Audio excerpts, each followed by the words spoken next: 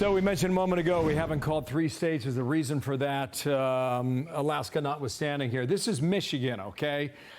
You've got a raw vote total of 91,000. Wayne is the biggest county outstanding, but you've got a lot of the vote in here now, just about 10% still out there. I don't know if she can catch him in Michigan. Let's say she can't. Same for Arizona.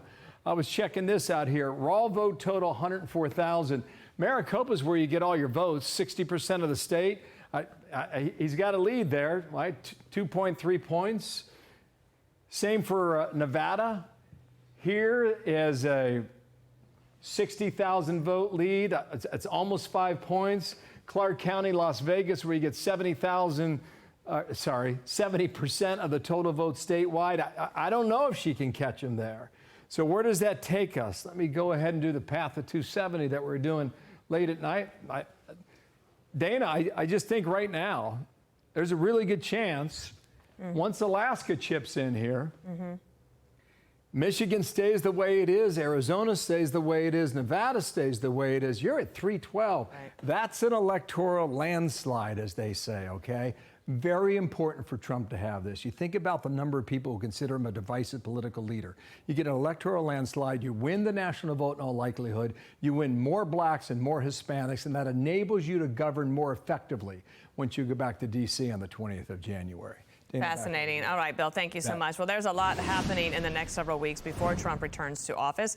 Battleground states will begin certifying election results this month. I want to bring in Kerri Urbahn and Andy McCarthy. So I also want to get to Trump's legal battles with you guys. So let's take you through the certification of election results real quickly. Just on the dates, November 22nd, November 25th, and December 1st. You can see these here. This is when these states, Georgia, Arizona, Michigan, Wisconsin, all of that happens.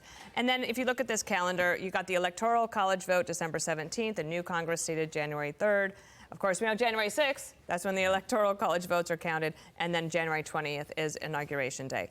Kerri, to me, given this decisive result, all of that should go very smoothly? Yeah, I think so. And, you know, there's a lot of talk about how this decisive victory for Donald Trump was an indictment of the Biden administration and, you know, the last 4 years and all of that. I would say it's an indictment of the American justice system, really. And, you know, for the last 8 years, we have watched attorneys general, we have watched state and federal prosecutors lower the standard of justice and abuse their positions, do everything they can do to get Donald Trump. You know, people have characterized this as a lawfare campaign. The reason we know that's not just a right-wing talking point is because with only one exception, all of the cases they've brought have been these untested legal theories. In other words, they have tried to apply the law against Donald Trump in ways they have never applied against anyone in their states or in this country.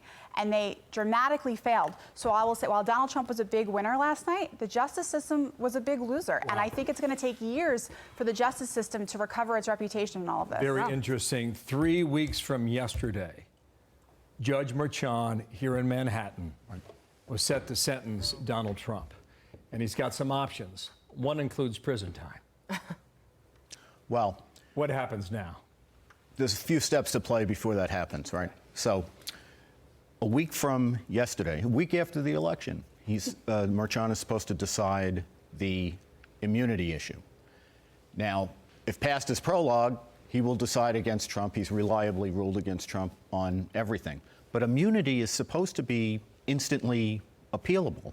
So I think what Trump will try to do is go to the appellate courts in New York and federal courts if he needs to try to get the sentencing put off. He may or may not succeed with that, but the felonies, no matter the way, how they portray them to the jury, are not serious enough that he would get instantly detained under New York law. So he should get bail pending appeal. The appeal will take a couple of years to play out. And I anticipate that the Justice Department, it really should be the Biden-Harris Justice Department, but certainly the Trump Justice Department will come in and argue in the courts in New York that under the Supremacy Clause, that case should be suspended until after he's out of office. What about Kerri's point about re-examining law in America and how much of a setback it is? Well, this is why the popular vote is so important.